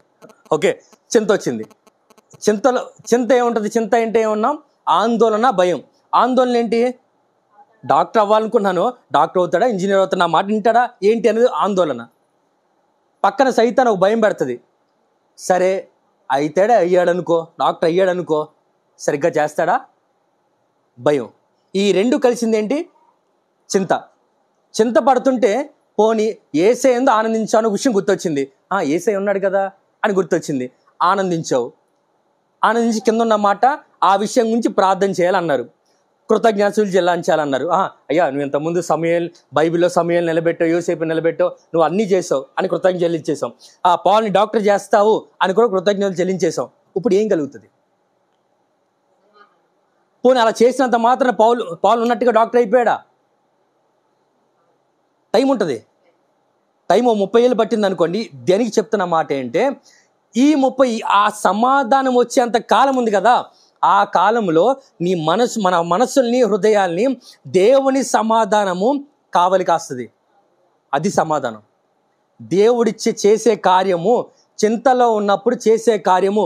మీరు బైబిల్ ఎక్కడైనా చూడండి, మనుషులు కంగారు పడిపోయా ఎర్ర సముద్రం ఉంది, వెనక సైన్యం ఉందంటే దేవుడు కూడా అవునా అప్పుడు నేనేం చేయాలి, ఏదో ప్లాన్ వేయాలి అనుకున్నాడా? ఊరకొండండి. ఏమన్నాడంట అంటే నెమ్మదిగా ఉండండి. నేను యూత్ మీటింగ్లోనే ఇప్పుడు మాట్లాడాను. సముద్రము పడవని అల్లకల్లోలం చేస్తుంటే ఎవరు కంగారు పడ్డారు? పడవలు ఎవరెవరున్నారు? నువ్వు చెప్పుకో, ఒక్క నిమిషం ఆగు. శిష్యులు ఇంకెవరున్నారు? ఓకే, అక్కడ రాయబడిన మాట ఏంటంటే, ఆ సముద్రాన్ని దేవుడు ఏం చేశాడు? అక్కడ ఉన్న మాట ఏంటమ్మా? గద్దించాడు ఉంది కదా. ఒరిజినల్ ట్రాన్స్లేషన్ ఏమన్నా తెలుసా? దేవుడు అన్నాడండి, అంతే. ఆయన సృష్టిని దేంతో చేశాడమ్మా?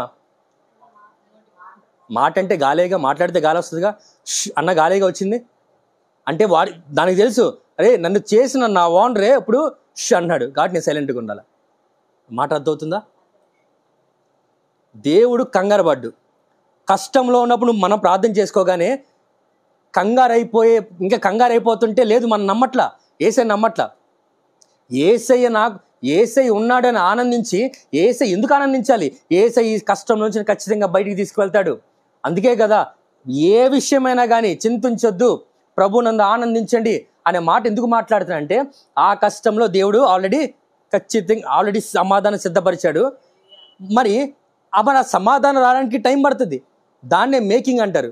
యోసేపుకి నువ్వు నీ తల్లిదండ్రులు నీ తండ్రి నీ అన్నదమ్ములు వచ్చి నీ దగ్గర నమస్కరిస్తారని యోసేపుకి ఎప్పుడు తెలిసిందమ్మా? మరి అప్పుడే వచ్చేసాడా? ఆ విషయం వెళ్ళి తండ్రికి చెప్తే ఏమన్నాడు? నిజమా నాన్న, నీకు ఆ కళ వచ్చిందా కాబట్టి సలాం అన్నాడా? మరి ఏమన్నాడు? తిట్టాడా లేదా? మరి తిట్టాడు కదా అని అబద్ధమా? జరగకుండా ఆగిపోయిందా? ఆయన 33 ఏళ్ళకి అది జరిగింది. మరి ఏం జరిగిందంటే దేవుని యొక్క సమాధానము ఈ టైం అంతా మన హృదయాల్లో లేకపోతే మన మనస్సుల్ని సైతాను కలవరపరచకుండా దేవుని సమాధానం కాపుదల కాచింది. అమ్మా, ఈ సమాధానం ఇది తెలుసుకోవాలి. చాలామంది ఈ వాక్యాన్ని పట్టుకొని చింతించినప్పుడు ప్రార్థన చేయాలి. ప్రార్థన చేసిన వెంటనే ఏం ఆశిస్తున్నారంటే దేవుడి దగ్గర సమాధానం ఆశిస్తున్నారు. దేవుడి దగ్గర నుంచే ఆ సమస్యకి పరిష్కారం ఆశిస్తున్నారు. దేవుడు ఆ మాట చెప్పట్లా, the lord will make it happy in the right time. అంటే యెహోవానగు నేను తగిన కాలమున చేస్తాను. కీర్తన 1 గ్రంథంలో కూడా ఉంది కదా, ఆకువాడుక తన కాలమందు ఫలమిచ్చు చెట్టు. నేను మామిడికాయ చెట్టు వేసాను, వర్షాకాలం చలికాలంలో కూడా నిండుగా పచ్చగా ఉంటుందా ఉండదమ్మా? ఉండదన్నారంటే తెలియనట్టే. ఉంటుందా ఉండదా? కానీ నువ్వు పచ్చగా ఉన్నావు కదా, నేను కష్టపడ్డాను, నువ్వు పచ్చగా ఉన్నావు కదా, కాయలు ఏంటేస్తుందా? తన కాలం అందే కాయలు ఇస్తుంది. నువ్వైనా నేనైనా మనకు ఒక కాలం ఉంది. ఖచ్చితంగా దేవుడు ఆ కాలములో ఫలాలు ఖచ్చితంగా ఇస్తాడు. మరి అప్పుడు దాకా ఏం చేయాలి? కంగారు పడిపోవాలా? పరిస్థితులకి పరిష్కారం వెంటనే రాలేదు, ప్రార్థన చేశాను పరిష్కారం రాలేదు, మరి ప్రార్థన చేస్తే వెంటనే పరిష్కారం వస్తుంది అన్నట్టుగా మనం అర్థం చేసుకున్నాం. కాదు. సమస్యలో ప్రార్థన చేస్తే యేసయ్య ఉన్నాడు ఈ సమస్యకి, ఖచ్చితంగా ఈయన కార్యము చేస్తాడని నువ్వు ఎప్పుడైతే ఆనందిస్తావో, యేసయ్యని నమ్ముతావో, ఆయన సమాధానము ఇక సైతాను నిన్ను కలవరి పెట్టకుండా నేను కాస్తుంది. నా మాట అర్థమవుతుందమ్మా? ఇక్కడ రాసిన మాట, సమస్త జ్ఞానముకు మించిన దేవుని సమాధానము యేసుక్రీస్తు వలన మీ హృదయములకును మీ తలంపునకు కావలి ఉండును. ఎందుకు? నాకు వచ్చిన సమస్యకి, నాకు ఇంట్లో ఏదో సమస్య వచ్చిందయ్యా, నీ సమాధానము నా హృదయానికి నా మనసుకి ఎందుకు అంటే, సైతాను ఆ సమస్యను బట్టి యేసయ్య ఆ సమస్యలో పరిష్కారం ఇస్తాడు, నువ్వు నమ్ముతున్నావు. కానీ ఆ పరిష్కారం వచ్చే సమయం ఉంది కదా, మేకింగ్ టైం లేదా ఆ ప్రాసెస్ టైంలో సైతాను నిన్ను కలవరపరచకుండా, యేసయ్య మీద నీ హృదయాన్ని తిప్పుకోకుండా, అపనమ్మకం రాకుండా యేసయ్య సమాధానము నిన్ను కావలి కాస్తుంది. నువ్వు ఎప్పుడైతే ఆ కావాల్లో నువ్వు సమాధానంగా ఉంటావో, నీకు సిద్ధపరచబడిన సమాధానము మాట్లాడుకున్నట్టుగా 30 ఏళ్ళు చదివాడు, 10th చదివాడు, ఇంటర్ MBBS చదివాడు, స్పెషలైజేషన్ చేశాడు, ఇంకా దాని తర్వాత MD చేశాడు, డాక్టర్ అయ్యాడు. నా మాట అర్థమవుతుందమ్మా? ప్రార్థన చేసిన వెంటనే సమాధానం వస్తుంది కదా. దేవుడు నాకు ప్రార్థన చేసిన వెంటనే పరిష్కారం ఇచ్చేయాలి కదా. కాదు, మనకేదో నేర్పిస్తున్నాడు. నిన్న ఒక మాట, నేను ఎక్కడ ప్రమాదం పొంచి ఉండదో తెలియదు, దేవుడు ఒక్కొక్కసారి లేట్ చేస్తాడు. దాని అర్థం నేను ఎంత వాక్యం చెప్తుంది ప్రార్థన చేస్తే జవాబు వస్తుందని, నేను ప్రార్థన చేస్తున్నాను కానీ జవాబు రావట్లేదు. కాదు, దేవుడు చేస్తాడు, నువ్వు వెయిట్ చేయి. దేవుని సమాధానము ఎప్పుడైతే నాకు ఈ జవాబు దేవుడు ఇచ్చాడో, రాత్రి నేను సమాధానం ఇంట్లో ఉన్నా, లేకపోతే నేను ఇక్కడ రావడానికి కుదరదేమో, ఏంటి పరిస్థితి అని ఆందోళన. ఆ మాట అర్థమవుతుందమ్మా? సమాధానం రాకపోవచ్చు, కానీ దానికన్నా శక్తివంతమైంది అంటే దేవుని సమాధానము, జవాబు అంటే పరిష్కారము. సమస్యకి పరిష్కారం వెంటనే రాకపోవచ్చు, దానికి టైం పడుతుంది. ఆ టైంలో దేవుడు ఏం నేర్పించాలనుకుంటున్నాడో, ఎలా సిద్ధపరచాలనుకుంటున్నాడో దానికి సిద్ధపరుస్తాడు. కానీ ఈ లోపంతా మరి నేను కంగారు పడాలా అండి? కాదు, దేవుడు చెప్తున్నమాట, దేవుని సమాధానము నీ హృదయాన్ని, నీ మనస్సుని కావలి కాస్తుంది. చాలామంది దేవుని సమాధానము ఇది ప్రప్రథమముగా నాకు కావాల్సిన పరిష్కారము దేవుని సమాధానము, నేను నెమ్మదిగా ఉండాలి అనే విషయం అర్థం చేసుకోకుండా, నేను ప్రార్థన చేస్తున్నాను జవాబు రావట్లేదు, నేను ప్రార్థన చేస్తున్నాను నా జీవితం ఏంటి ఎలా ఉంది, నేను ప్రార్థన చేస్తున్నాను కానీ నా సమస్యకి పరిష్కారం రావట్లేదు, కంగారైపోతున్నారు. సమస్య బట్టి ఆందోళన ఒకటైతే, మరి నా ప్రార్థనకి జవాబు రావట్లేదు నా ఆందోళన ఇంకోటి. ఈరోజు వాక్యం, పరిశుద్ధాత్మ దేవుడు మనతో మాట్లాడిన మాట, చింతపడద్దు, ఎల్లప్పుడూ దేవుని యందు ఆనందించండి, దేవుడు ఖచ్చితంగా నన్ను ఇక్కడి నుంచి బయటికి తీసుకొస్తాడు అనే విశ్వాసంతో ఆయన వైపు చూడండి. ఆనందం కలుగుతుంది. ఆ ఆనందము మనకి ఏమిస్తుందమ్మా? ఏమిస్తుంది? యెహోవాను ఆనందిస్తే బలం కూడా కలుగుతుంది. అట్ ద సేమ్ టైం ఆ సమస్యను బట్టి ప్రార్థన చేస్తున్న జవాబు రావట్లేదు అని అనుకోవద్దు. ఆయన సమాధానం కోసం దేవా, అప్పటి నుంచి నేను ఇది ఎప్పుడైతే అర్థమైందో నేను ఒక ప్రార్థన చేయడం మొదలుపెట్టాను. అయ్యా, ఎవరితో ఉన్నా లేకపోతే ఏదైనా పరిస్థితిలో నేను మొదట అడిగే మాట ఏంటంటే, అయ్యా ముందు నాకు సమాధానం దయచేయి, ముందు నాకు సమాధానం దయచేయి. మనం బాగా అర్థం చేసుకోవాల్సిన విషయం, మన ప్రార్థనకి పరిష్కారాన్ని మన సమయంలో మనం ఆశించడానికి అర్హత లేదు. ఎందుకంటే దేవుడు ప్రతి దానికి సమయం పెట్టాడు. ఆ సమయాన్ని దేవుడు సంపూర్ణంగా నేర్పిస్తాడు, లేకపోతే సంపూర్ణంగా సిద్ధపరుస్తాడు. అది దానియేలు జీవితమైన, మోషే జీవితమైన, యోసేపు జీవితమైన, అబ్రహాము జీవితమైన, దేవుడు వాగ్దానం ఇచ్చిన వెంటనే ఏది జరగలేదు. వాగ్దాన నెరవేర్పుకి మధ్యలో దేవుని సమాధానం వాళ్ళకి కలిగింది. ఆ సమాధానంతో వాళ్ళు దేవుడు పెట్టిన టైం వరకు వాళ్ళు వెళ్ళారు. దేవుడు అక్కడ పరిష్కారం ఇచ్చాడు. దేవుడి చిన్న వాక్యాన్ని దీవించును గాక. ఒక్క నిమిషం ప్రార్థన చేసుకుందాం. తండ్రి, నీకు స్తోత్రం అయ్యా. యేసయ్యా, మీకు వందనాలు ప్రభా. మీరు మాట్లాడిన విధానం బట్టి మీకు వందనాలు అయ్యా. మీరు స్పష్టంగా చెప్పారు, ఎల్లప్పుడూ యేసయ్యా నిన్ను బట్టి మేము ఆనందించాలి. నిన్ను బట్టి ఎవరు ఆనందిస్తారో వాళ్ళు నూతన బలము, వాళ్ళు బలము నొందుతారు అనే మాట మాట్లాడుతున్నావు తండ్రి. అయ్యా, దేని గురించి చింతపడాల్సిన అవసరం లేదు. ఏ విషయమైనా ప్రార్థన విజ్ఞాపనలతో అయ్యా కృతజ్ఞతాపూర్వకంగా నీ దగ్గరగా మేము కనిపెడితే పరిష్కారము ఖచ్చితంగా వస్తుంది. ఆ పరిష్కారం వచ్చే వరకు నీ సమయము, నువ్వు ఏ సమయంలో పరిష్కారం ఇవ్వాలనుకుంటున్నావో ఆ సమయం వరకు నువ్వు మమ్మల్ని సైతానికి వదిలేసేవాడివి కాదు. ఆ సమయం అంతా నువ్వు మాకు సమాధానం ఇస్తున్నావు. మా హృదయంలో చలించిపోకుండా, మా మనసులు గలిబిలైపోకుండా, అపనమ్మకం రాకుండా, యేసయ్య నీ మీద తిరుగుబాటు మనసు రాకుండా, నువ్వు నాకేం చేశావు అనే ఆలోచన రాకుండా, నువ్వు నిజంగా చేస్తావా లేదా, అసలు నా ప్రార్థన వెళ్తుందా లేదా అనే అనుమానం లేకుండా, వీటన్నిటి నుంచి, సైతాన్ యొక్క అనుమానాలు, భయాల నుంచి మమ్మల్ని కాపాడుతావు. మా హృదయాలకి, మనసులకి నువ్వు నెమ్మదిస్తావు, నువ్వు సమాధానం ఇస్తావు. అది నీ సమాధానము అయ్యా. ఈ పూట ఇక్కడ ఎవరైతే ఉన్నారో, ఏ సమస్యలో, దేని గురించి ప్రార్థన చేస్తున్నారో సమస్తం ఎరిగిన దేవుడై ఉన్నావు. యేసు నామంలో Lord, I speak the sanctifying peace, దేవుని సమాధానాన్ని ప్రభా నేను ఇక్కడ పలుకుతున్నాను తండ్రి. ఇక్కడ ప్రభా దేవుని సమాధానము, నాన్న మీ సమాధానం ఇక్కడ మీరు దిగి వచ్చినందుకు మీకు వందనాలు, ఇక్కడ మాకు ఇచ్చినందుకు మీకు వందనాలు. సమస్యకి ఖచ్చితంగా నేను బయటపడతాను, ఎందుకంటే నేను ప్రభునందు ఆనందిస్తున్నాను. నా ఆనందము నీ ప్రభునందు, ఎందుకంటే నా దేవుడు నన్ను ఇక్కడి నుంచి బయటికి తీసుకొస్తాడు. నువ్వు సత్యవంతుడివి, నువ్వు శక్తి కలిగిన వాడివి, నువ్వు నిజ దేవుడు అనేది నా నమ్మకం. ఆ నమ్మకాన్ని బట్టి నా ఆనందము, నేను ఆనందిస్తున్నాను కాబట్టి నేను బలం పొందుతాను. నేను నీ మీద ఆనుకొని ఆనందిస్తున్నాను కాబట్టి నువ్వు ఖచ్చితంగా పరిష్కారం ఇస్తావు. ఆ పరిష్కారం వచ్చే వరకు ఈ సమయంలో నాకు, నా మనస్సు, నా హృదయానికి నువ్వు సమాధానం ఇస్తున్నందుకు వందనాలు తండ్రి. ఎంత గొప్ప దేవుడు అయ్యా, ఎంత గొప్ప దేవుడు. నువ్వు మా జీవితాల్ని నడిపించే విధానము ఎంత సంతోషకరమైంది, ఎంత నమ్ముకోదగింది తండ్రి. నీకు స్తోత్రం ప్రభా.